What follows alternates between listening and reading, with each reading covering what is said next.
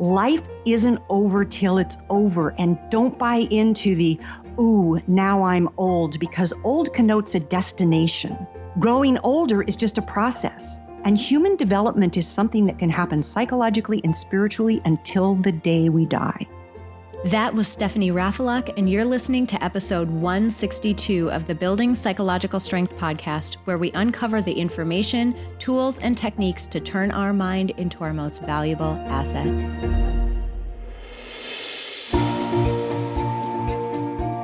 The courage to face fears with persistence. Being able to be present enough in this moment to choose my response thoughtfully. We have the strength to bend to life stressors, to bend to adversity without snapping, without breaking. There are only 6 things that contribute to our quality of life, and they are all experiences. In every moment, we are deciding who we want to be and how we want to live our lives. Noticing what your brain is doing and then being able to make choices. Mobilize the things that we know lift us up. Fear is not logical. It's primal. Hey everyone, welcome back to the Building Psychological Strength podcast. My name is April Seifert and I'm your host.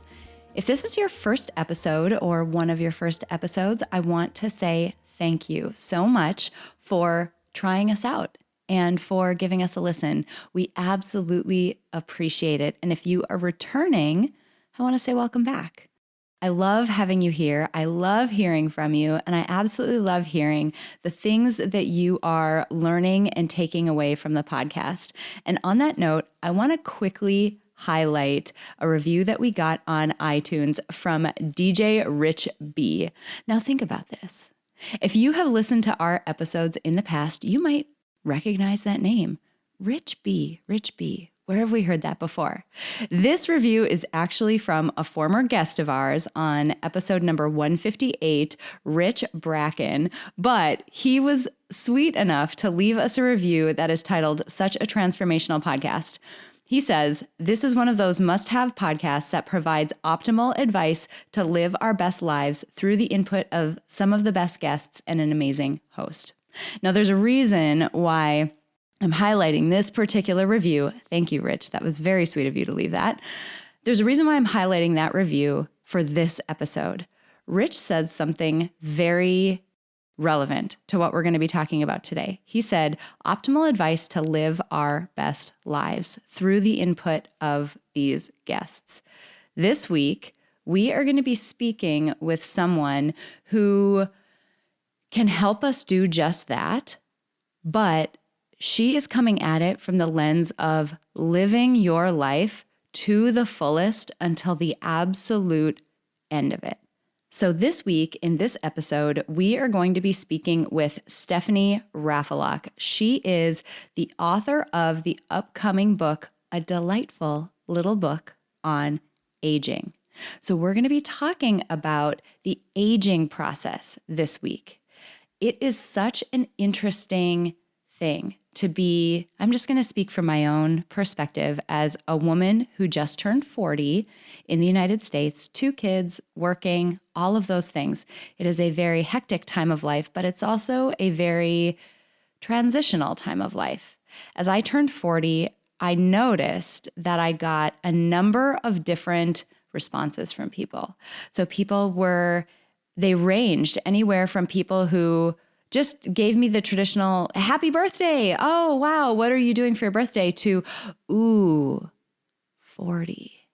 And those responses made me really aware of the fact that aging means something in particular for women in our society. And we're going to dive into a lot of that in this episode. You know, as much as times are changing, as much as, women are really coming into their own in our society, there are still things that in our unique experience, we experience more so than other people. And I don't want to say that, men don't experience, the pressures and transition that comes with aging. They definitely do. But there is just a unique experience around women, and we get into a lot of that in this episode. In particular, we talk about some pieces around relevance, remaining relevant, and making a significant contribution throughout your life. We also talk about where we put our value as a person, where we find that value, and how that might shift throughout our lives.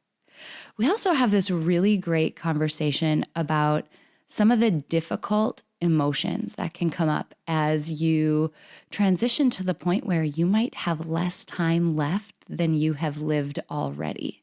These are some pretty heavy topics that we're going to be talking about today. We're going to talk a lot about the shoulds that come with aging, especially for a woman. Should you be doing that, or shouldn't you? Can't a woman of your age be doing that? So many of those expectations that we perceive out there, and lots of times are very real because we hear from people about these expectations. We're going to be talking about those.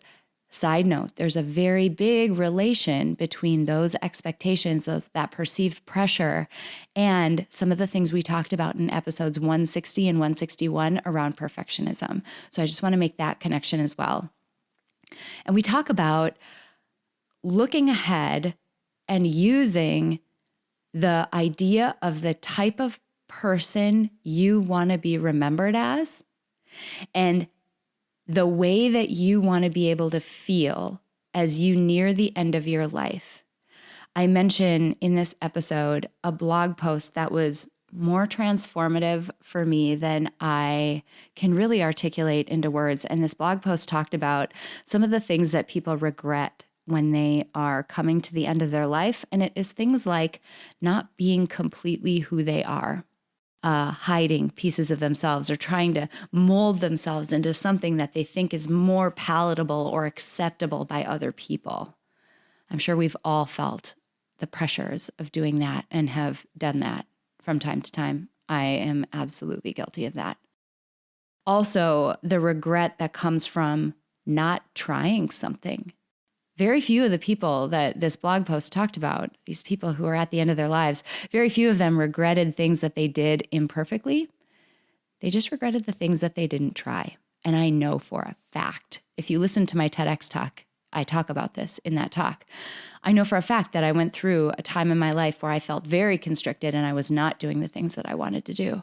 And it was that blog post and a lot of the conversations and self-reflection that I had around it that led to me giving up some of that fear around what other people would think. I also have this really funny anecdote around a woman that I met in Italy who we will call Italian Bikini Lady. I talk about how she has become the pinnacle of who I think about when I think about the aging process and how comfortable I want to be in my own body and how much I want to accept my own body for what it is at that stage, rather than being upset that it doesn't conform to some ideal that I might have held earlier in my life or some way that it might have looked earlier in my life. Now, I just want to be very transparent and open with you. I am a woman who is 40 years old who has had 2 children. I struggle every day, and I think about every day the transition that my body has gone through in the last, say, 5 years. 5 years ago, this actually just came up on my Facebook, whatever, when they send you little memories of things that happened to you in the past. 5 years ago, these very days, like it came up, I think 2 days ago, I was competing in a powerlifting meet, and I was the leanest and strongest that I've ever been. And I don't look like that anymore, and my body doesn't function that way anymore for a variety of reasons, but 2 of them being I had 2 pregnancies in there. Your body looks different after that, and I do think about and work on every day the self-acceptance and self-compassion and self-love that comes with being in a body that's different now. And I'll do that throughout the rest of my life, right? We're going to get wrinkles. We're going to get gray hair. We're going to gain and lose and change and all of the things.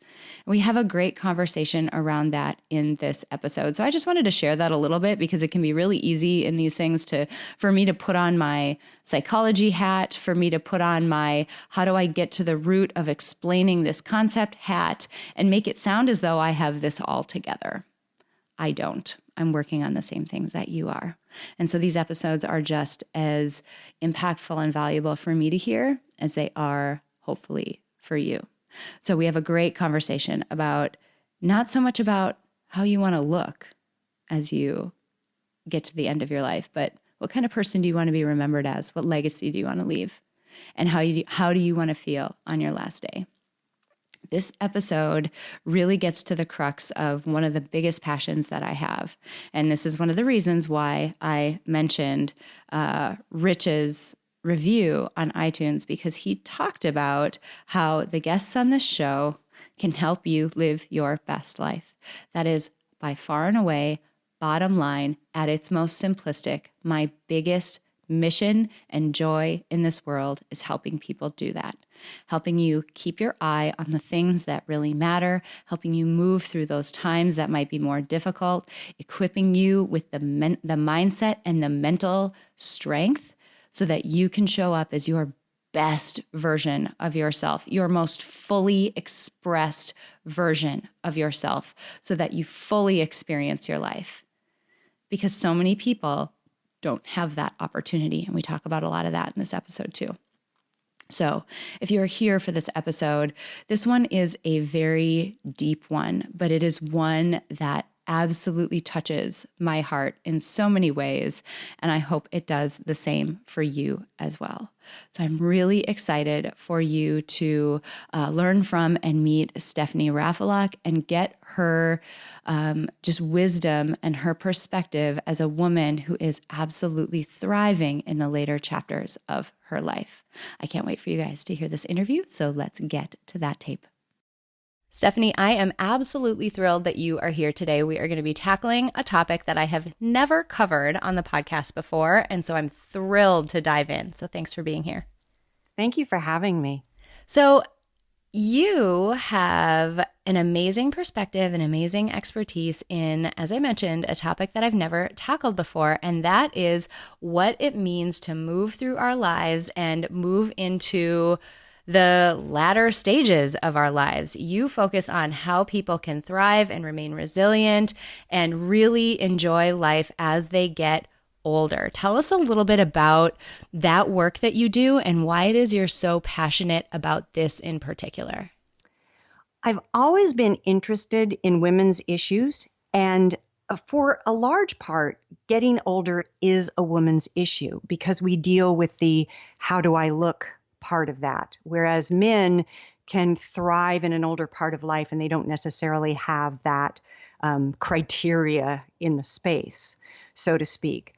So I love listening to what other women have to say. A few years ago, I was writing a blog for a site called 60andMe. And one of the cool things about writing a blog for someone else is you get like instant feedback. You know, people will say, well, I agreed with this, I didn't agree with that.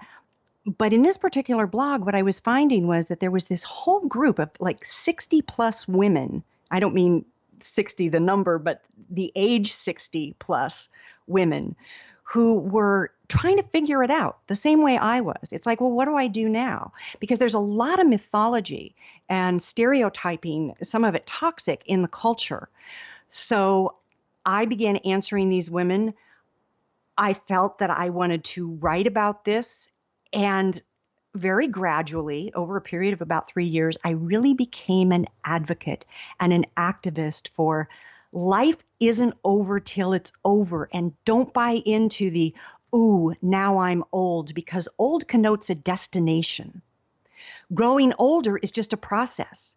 And human development is something that can happen psychologically and spiritually until the day we die. So that's why I'm passionate about it. I want to have people, especially women, like live your best life and don't put an end point on it. Live it till you're 80, live it till you're 90. We all want to be that woman, not the woman that stops at 45 and suddenly says, I'm old. I'm over here cheering. I'm like, what are we, like 30 seconds out of the gate? And I'm like, yeah, this is going to be good. I'm really excited about this.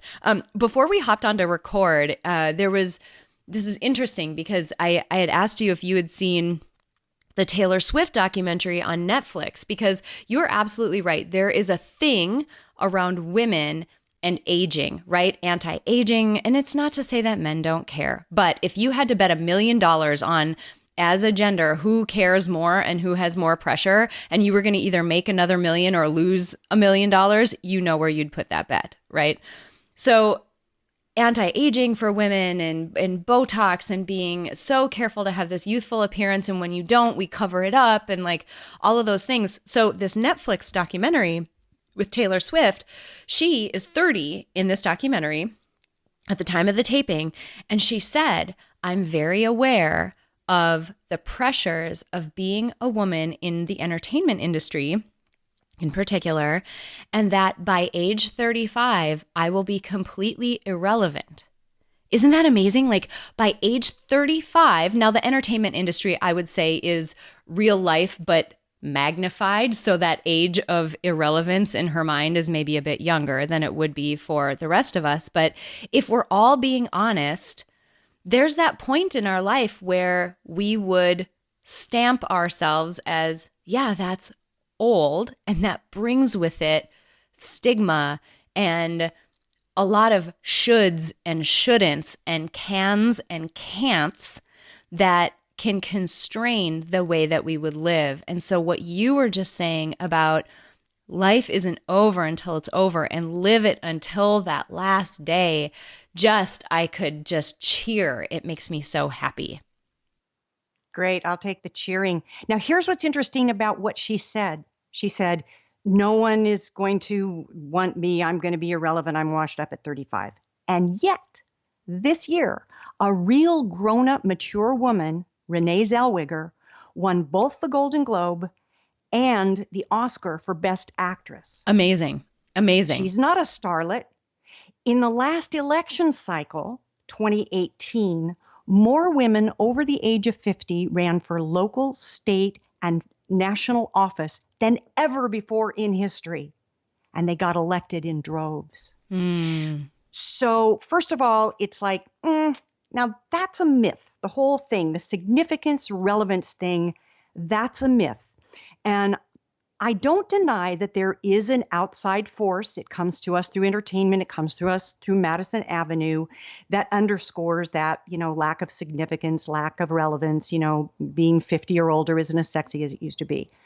That being said, I think we each owe it to ourselves, if we get to that point of irrelevance or insignificance, to understand that a lot of that call is coming from inside the house. If we're going to make change in the culture, we have to dig into ourselves first and go, what is it that I thought made me relevant that now suddenly I think I'm not relevant?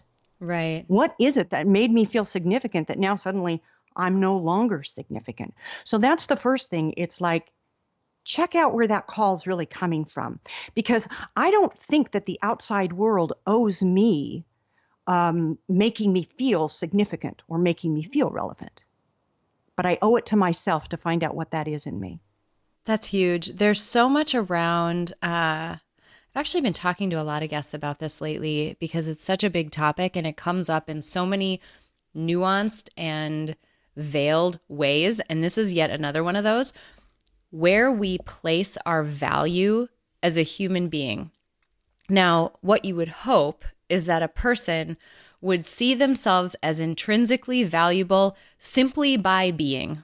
The fact that you're here and you exist makes you valuable, right? And if you're sort of rolling your eyes and saying, April, that's adorable, that's like a really great Instagram quote to say or whatever, think about somebody, and when I say this, I'm going to probably choke up saying it, but when I think about a very dear friend of mine from college who passed away in the last couple of years from pancreatic cancer, when I think about her, she 100% would say, you are valuable because you are here and you have a life, right?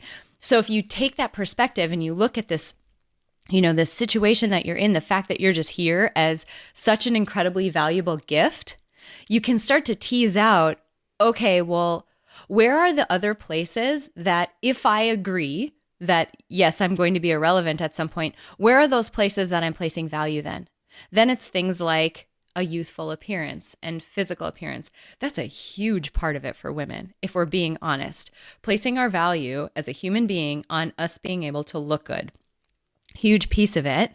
And so much that goes with that.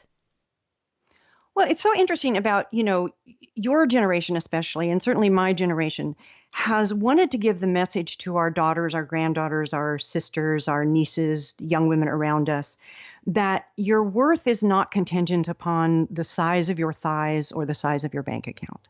That your worth is not contingent upon whether or not you have wrinkles. The message that we give to those young women, to our daughters, is really the message we need to be giving to ourselves as we age.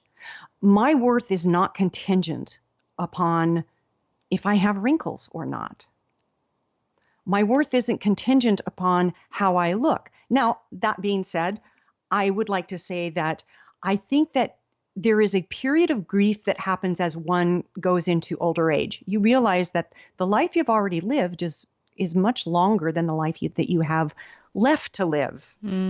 So I think that it's fine to grieve. In fact, I think that grief is one of the great transformative forces of life. Love and loss, those are the two forces that really push us forward, that push us into being bigger, fuller, richer human beings. So that period of grief that happens at midlife is fine. Go ahead and grieve the fact that, it's like, I'm not going to look like a Madison Avenue or Instagram model anymore. Go ahead and grieve, the athletic prowess that wanes a bit. But once you're done grieving that, put a stake in the ground. Claim that you are becoming a wise elder, that really is the gift of years, this last part of your life, that you've got an opportunity to be a light to yourself and a light to the world by how you live your life. And that has nothing to do with looks, and it has everything to do with attitude and the vision that you hold for yourself. Let's go there. Okay, so what you're talking about is, I think as we look at ourselves, when I think back to myself as a 20-year-old or in my 20s maybe, and just to put like the line in the sand for folks listening to this, if you don't know this, I just turned 40. So that to just anchor me into the stage of life that I'm in, that's how old I am. So when I think back to when I was in my 20s, there was a lot of focus on physical appearance and focus on that being something, you're kind of like out there peacocking a little bit and like dating a lot. And I mean, I think it's very natural at that stage of your life to focus on that. At some point though, you reach a point in your life where you start to realize that there's more, and that the things that you thought might make you happy, they're not the things that make you happy. And you start to get this deeper feeling. So what we're talking about is a sort of a transition point, right? It's a turning of the Titanic in a new direction that you may not have gone before into what you're talking about, your purpose and your intention for the next chapter of your life. How do people make that transition? Or what does that transition look like? What characterizes it so that, we can think about that, as many of us are probably mid-transition or beginning that transition? Well, I think the wake-up call for transition is grief. You hit 40 and it's like, are you okay? Right? Or you hit 50 and you begin to feel older. And so there is that little moment of grief. And keeping in mind that kind of grief dogs us our whole life. There's a little bit of grief that comes with leaving childhood and becoming a teenager. Grief that comes with being a teenager and moving into college age or moving away from home. And so that happens at every stage. And grief is a transformative force that pushes us forward. So at midlife, I think that's the whisperer, that it's like, why am I feeling sad and I can't really hang it on anything? What am I grieving something? And I think that sorrow is something that we tend to push away when a lot of times we should be listening to what that sorrow is telling us. I read a book in my 30s that had a big influence on me. It was by a woman named May Sarton.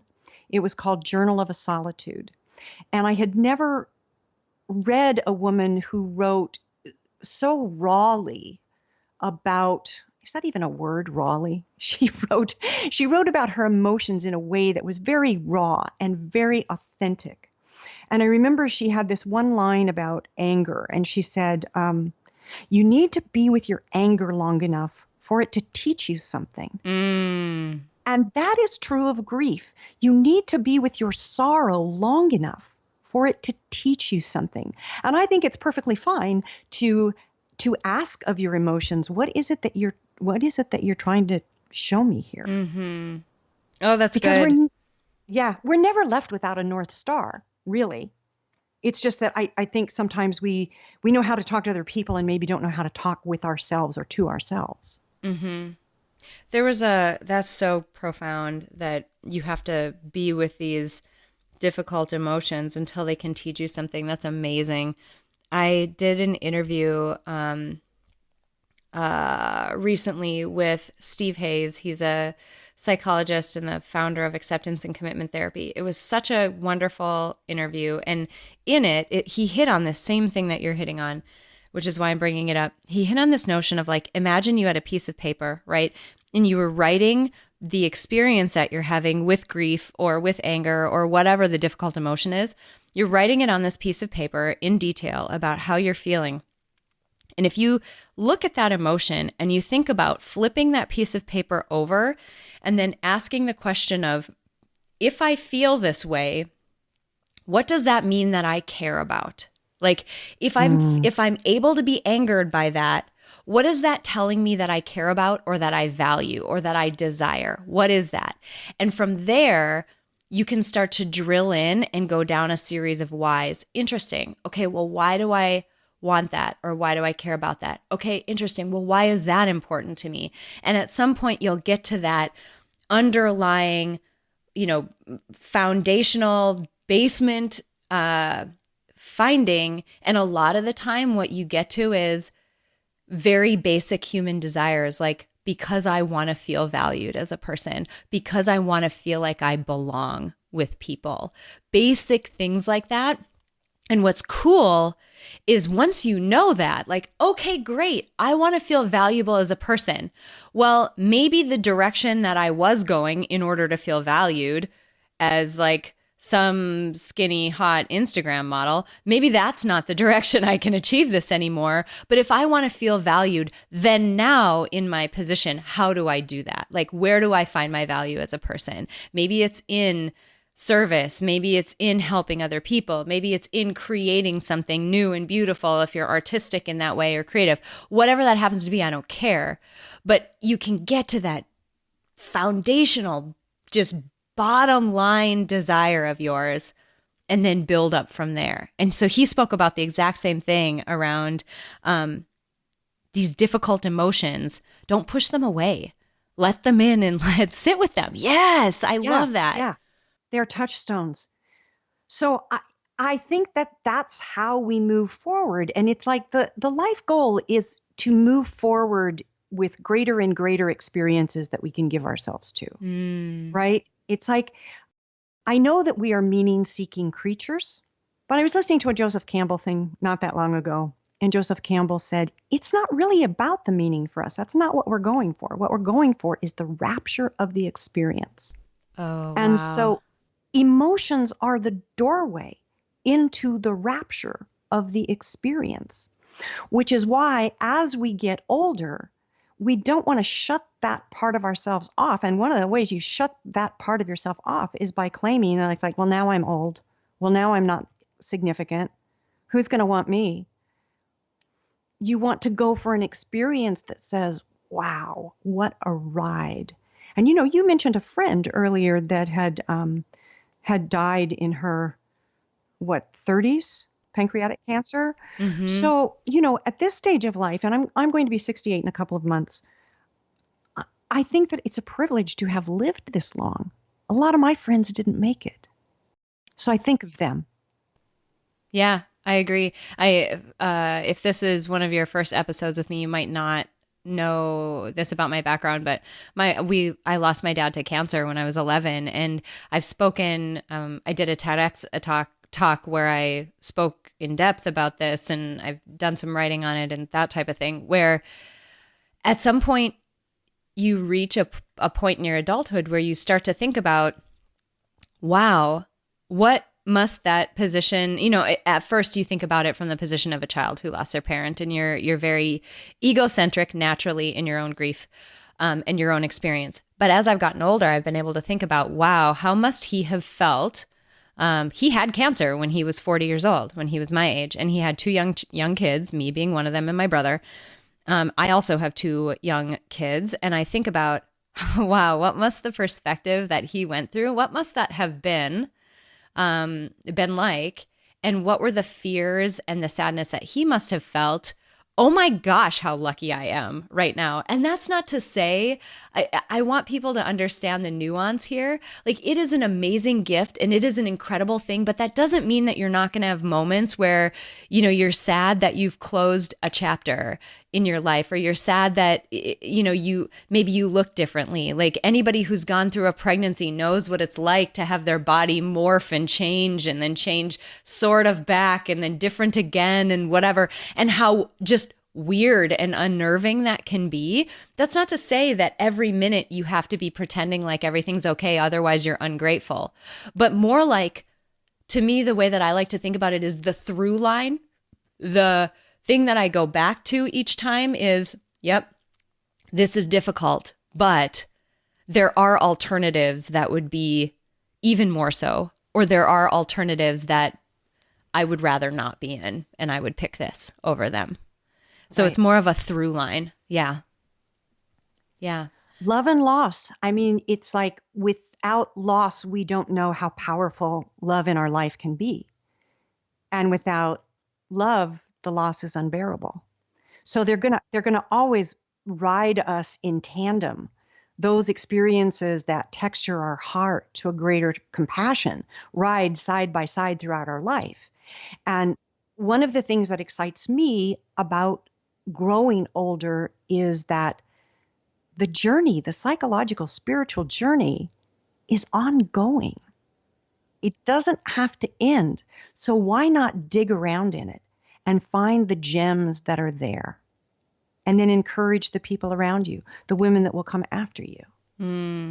I love that. And that's exactly what you're doing right now. I mean, that is the exact audience you're talking to right now. I want to talk a little bit about a very, very nasty word. It's a really dangerous word, but this word of should and its partner shouldn't. There's all these ideas that we give very strong messages a lot of the time about what someone of our age should or shouldn't be doing. And there's a woman that I think about who always makes me smile whenever I'm in a position where that word comes up. I think about her. I was on vacation in Croatia years back, and we randomly popped over to Italy. We were like right on the border. So we popped over to Italy for lunch one day. We parked our car. We got into this funky situation where I ended up having to push our car out of this parking spot. Long story, really hysterical. I'll tell it someday. But anyway, I'm pushing our car out of this parking spot, but I was having a tough time. And my husband, for whatever reason, he's steering and I'm pushing. We'd had this all backwards. But a woman ran off the beach. So we were parked right next to a beach. A woman who was probably in her 60s ran off, saw me and was like, oh my God, this woman needs help. And so she ran off the beach to come and push the car with me. And it's this woman in her 60s wearing a bikini at the beach in her 60-year-old body, right? Could not have given less of a care about the fact that this is just her bathing suit. I don't care. This is just what my body looks like. I don't care. You need my help. I'm going to come help. It was like the most matter-of-fact, amazing experience, because here's this woman who's coming to help me, who's wearing what she, quote, shouldn't wear. In the US, she would probably get comments and side glances and whatever. And it was just such a non-issue for her. And I always think about that woman. Like, you never know when you're going to have a profound impact on someone by such a small gesture. She did. And I'm like, I will be 60 years old wearing my bikini in my body that looks like it does after I've had 2 children. This is just what I will do. Because that woman, she did what you're not supposed to do. And she was like this trailblazer for me. So tell me a little bit about your thoughts about that dirty word, the should and the shouldn't, because you've got such a profound view of what the meaning of this second act of our life can look like. And that word, I think, gets in people's way from achieving what you're talking about. Yeah. I mean, first of all, let me say everything about that story was like so Italian. I mean, it was. It's like, I love it. She's in the bikini. So wonderful. God, I love that. Okay, the should word. It goes hand in hand with another SH word, shame. Very much you so. Should be yes. you should be doing this. Well, there's like a little agenda there, isn't there? And it's the shame word. And I think that that's what underneath all the stuff about relevance and significance and how many wrinkles and stuff is this idea of shame. Are you ashamed to grow older? Are you ashamed to be 40? Are you ashamed to be 50? That's not the rapture of the experience that I want. So I think that we have to dig around and say, what is it? Where is it that I feel shame with this? And is it really necessary? Now, obviously, the Italian woman in the bikini didn't feel shame. It's like, this is my body. I've lived this long. I'm on the beach. You need help. Hey, no problem. That was it. Mm-hmm. And she wasn't, you didn't shame her. You were like inspired by her. Right. So we worry so much about the should and should nots. And really what's just under the surface of that should and should not is shame. And the audacity, in some cases, the way that it feels is the audacity that you don't feel shame. I can't believe what you hear, when you hear sort of pushback, a woman who looks like her, whatever, wearing that bikini. Oh my gosh. Bleh. And she was not like, a 60-year-old bikini model who's, maybe been airbrushed to look pretty. She was just like a lady, like a normal lady. Right. Right. And it's almost like the audacity, the rules that we get put in place to stay in line and do what we're supposed to do. It's this audacity that, how could you do, like, how dare you not feel shame? How dare you go do that in spite of the fact that you have that dimple, you have that wrinkle, you have that bulge right there, you have that, curve, you are missing this other curve, whatever it happens to be. How dare you not feel shame? You're absolutely right. That is right under the surface there. Yeah. Oh man. How do we get people over that? Like, how do people start to move past that? Because that impacts you. I don't care if you're 20 years old, 30 years old, the rules change, right? Like, the rules change about what you should or shouldn't do, can or can't do as a woman of your insert age here. The rules change, but that same feeling is what keeps us in line. How do we change that? I think that cultural change takes a long time. Personal change can happen more quickly, although one hopes that you change and reinvent yourself your entire life. But cultural change comes about from all those people making personal change. And we've seen that if you look back to the beginnings of feminism with just the suffragettes marching to have the vote. We've come a long way from that vote to the hashtag Me Too movement, which was also an area of shame. Women kept those things secret. Mm-hmm. So that cultural shift is something that's going to take 40, 50 years. And I can do as much as I can do in my lifetime, and you will do as much as you can do in your lifetime. I think part of it is that we support other women. And by support other women, I don't mean just like, let's go have a martini and they're there.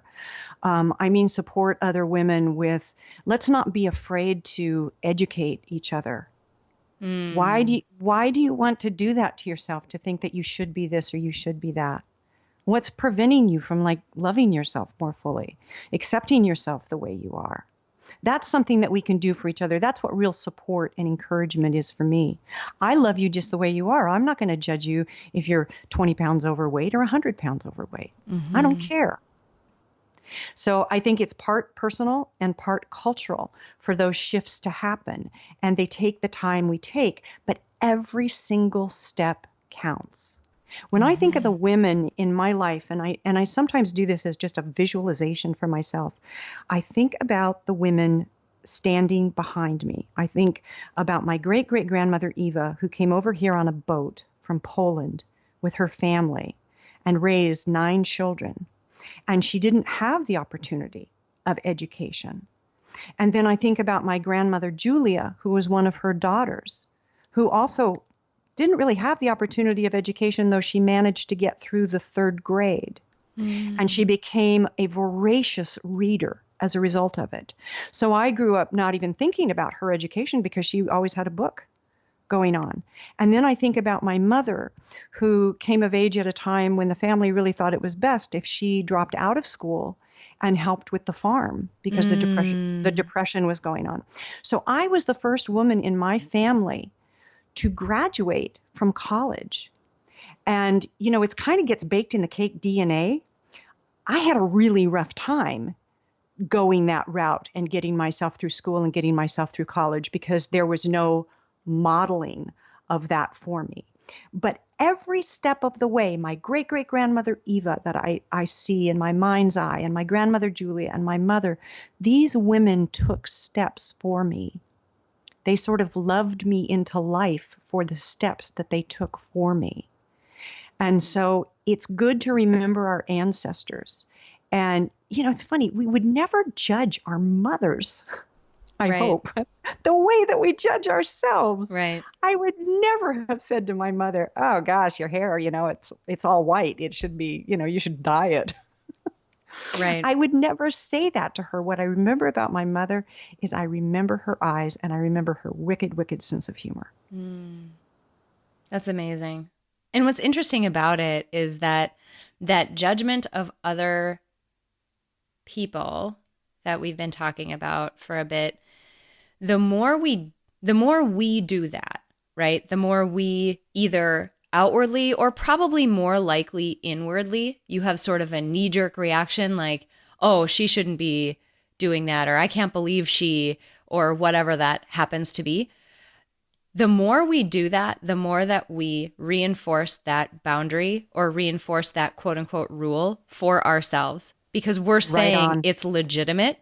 So the more times we do that, and I think what I loved about what you just said is supporting other women. I think that should be our challenge from this episode, to say, make an intention to be that woman who is going to support the other women around her, who's going to assume that in each of those situations they're doing their best, and if they're showing up not that great, it probably means that there's something pushing them.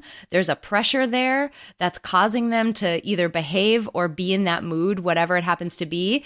But be that woman who is going to assume everyone's doing their best and is, you know, living their best life, wearing whatever they're wearing, being however they're being. And when you catch yourself internally, because it'll happen, right? We're all human. It happens. When you catch yourself having those thoughts of, I can't believe she, or why would she, commit to exploring those thoughts in the way that you and I have talked about in this episode. Like, commit to saying, why do I care about that? What rule am I asking her to follow? Well, where did that rule come from? Well, why do I think she has to do that? Because that'll tear down those boundaries for yourself too. You're going to end up feeling much more confident in your own skin, I believe. Absolutely. And you are an uplifter. That's who I want to be in the world. Is I want to be an uplifter. I want to be a light to the women around me. And like you said, you set an intent. You create a vision. We create a vision for each decade of our lives. The vision in our 20s is a little more shallow than others, but it's appropriate for that time of life. In our 30s, it changes a bit. In our 40s, it changes a bit more. You get to this stage of life. When I say this stage of life, I mean my stage of life, which is the last third of my life. And I'm less about goals and ambition than I am about what kind of person do I want to be? If I've only got 20 or 25 years left to live my life, what kind of person do I want to be? I want to be an uplifter. I would like to walk through the day with kindness. I say a little prayer every morning for myself about dragon heart. I like symbols. And I love the symbol of the dragon because it's fierce, it's focused. And so I want to be fierce with my love. I want to be focused on my love, that's how I get through the day. So I say a little prayer every morning when I'm standing in the kitchen waiting for my tea water to boil, that I live with a dragon heart, which means I live with a heart that's open to kindness and love, both giving and receiving. And that's the kind of vision that I hold for this third of my life. But I think that as we mature, and that really means to me midlife and beyond, we should be looking at the vision of not just what you want to do, but who do you want to be? How do I want to be in the world? I want to be an uplifter. You want to be an uplifter. And on it goes. And it makes me think a lot about, there was this amazing blog post. It's funny, you write something and you never know when something that you've written or whatever, someone writes something, they never know when that is going to be life changing for someone. There's this blog post by a woman named, I believe it's Bronnie Ware, and it's, she was an end of life care nurse. So people who are on hospice care at the end of their life. And she spoke with a lot of her patients about, these are people who were potentially dying within days of the conversations she had with them. And she asked them about things that they regret. And so this blog post, you can Google it, it's called The Regrets of the Dying. And there are very fundamental things. And it is things like, I didn't allow myself to be happy. I let the should and the shame creep in too much. I didn't live out as an expression of who I truly am. I tried to play to the person that society thought I should be. And no one regrets the things that they failed, tried at and failed or didn't do perfectly. Not a single person she talked to regretted that. They all regretted the stuff that they didn't try because of some of those other rules.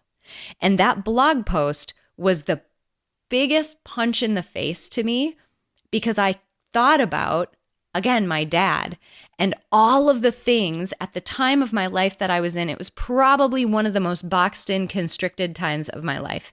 And I thought about all the things that I wanted to do that I wasn't doing because I was afraid that people would judge me for not doing it perfectly. And I'm like, what are you, and this is the long-winded point that I'm getting to, is what are you risking? What you're risking is, because every single one of us are going to be that person, right? Who has days, hours, minutes to live. Every one of us. And this is the bottom line of what absolutely drives me for this work.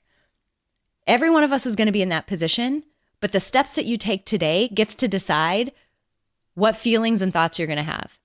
What are you going to regret, if anything? Are you going to regret that you didn't try something? Do it now then. That regret is going to be because there's no time left and you can't fix it. I think about that April, days, minutes, hours before she dies. I think about her on a more than, I'm choking up.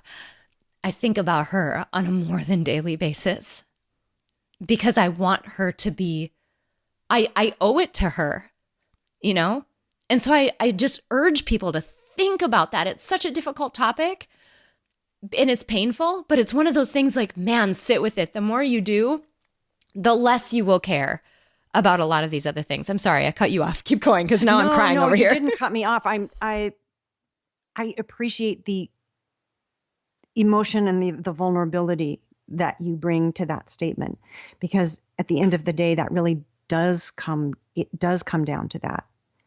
Do you want to love more? Are there things that you didn't try? Are there things that you gave up too soon? That's the stuff of life and living that is more important than whether or not you make the rules, whether or not you do the shoulds and should nots.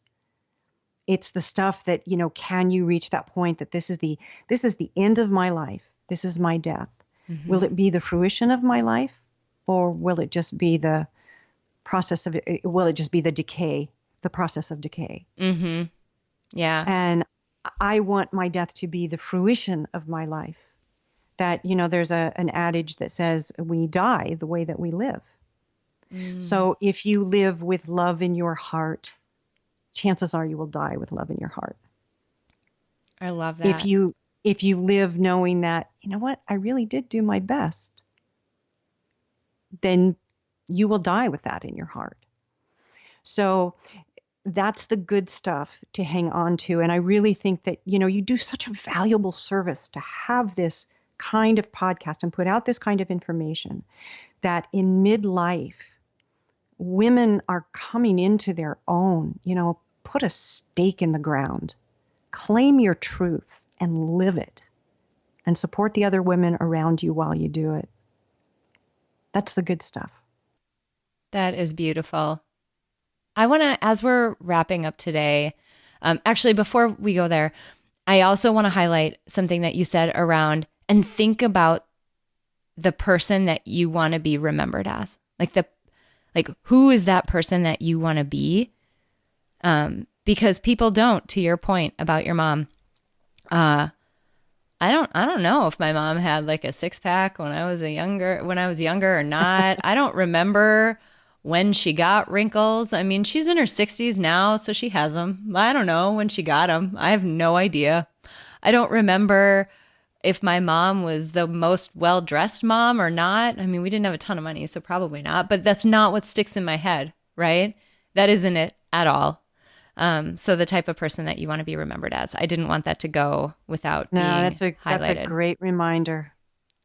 That's wonderful. So as we're wrapping up today, with all of this in mind, what does psychological strength, in the context of how we think about this experience of life, what does that mean to you? Well, it means resiliency. And that's the bounce back factor. And we all have a lot more bounce back factor than we think we do. It means that we have a bounce back, that if we fail at something, if we make a mistake about something, that you can bounce back. So resilience, and the fact that life is made up of second chances and reinvention. You're not stuck. If you screw up, and you screw up bad, you get another chance. Life is about second chances. So there's that. There's the vision, to keep vision in mind for yourself as for sake of psychological strength. And then there's vulnerability and sorrow and grief, those things that we like to push away, that really make up the courage of the heroine's journey. You're not a hero in your own story until you've experienced all those things, and continue to experience them with an open heart and with open arms. It's like, I understand sorrow. I understand that most people, let's not even say most people, all people feel sorrow. All people suffer. And you don't have to scratch the surface of life too deeply to see that. So if that is what is so, then let us give ourselves to the greater experience of what the vulnerability teaches us, how vulnerability really is about courage, how failure really is about courage, and that courage doesn't look like the wristbands and the breastplate in Wonder Woman. Courage looks like baby barf on your shoulder and skin knees. That's beautiful. So that's what I think. That's what I think about psychological strength. And I would say that that is also a point of spiritual strength, because once you understand that, you might stop asking, oh God, why me? Oh, absolutely. I love that. Courage doesn't always look like Wonder Woman. It looks like baby barf on your shoulder and a skin Every knee. mother out there knows what I just said. I changed my shirt this morning because I don't know whose breakfast it was, but it was someone's and not mine that was on my shoulder. Oh, I love this. Your work and your message is so wonderful, and it is just a breath of fresh air. I feel like you in our respective stages of life, you're like another woman in addition to Italian bikini lady whose name I did not get, and probably wouldn't have known because she spoke Italian. But anyway, you and Italian bikini lady are like I love being in her company.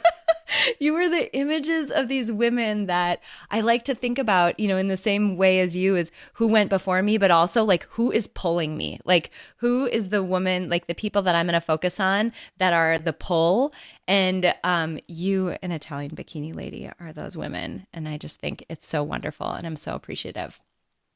If people want to learn more about you and about your work and this message and everything underneath it, where can we find more about you? You can find my website at stephanieraffelock.com. My podcast, wherever you get your podcast, is Coffee Table Wisdom, and it is all about positive aging. And in April of this year, I am releasing a book called A Delightful Little Book on Aging through She Writes Press, which is available for pre-order now on Amazon, IndieBound, bookshop.org, and soon to be in bookstores. Wonderful. We'll link up all of those things on your show notes page. So folks listening to this, you should be able to just scroll down on this episode, get links to all of that goodness, and really dive deeper in with Stephanie in all of those capacities. This has just been so wonderful. We hit on so many of the topics that I'm so passionate about, and the real underlying reason why this work drives me so much, bottom line, is so that people can experience life more vividly, more aligned, feel more free to be who they are. And I adore that your work is doing the same thing and shedding light on, the journey that we're all taking and the direction that we're all going to go. And so we get a choice as to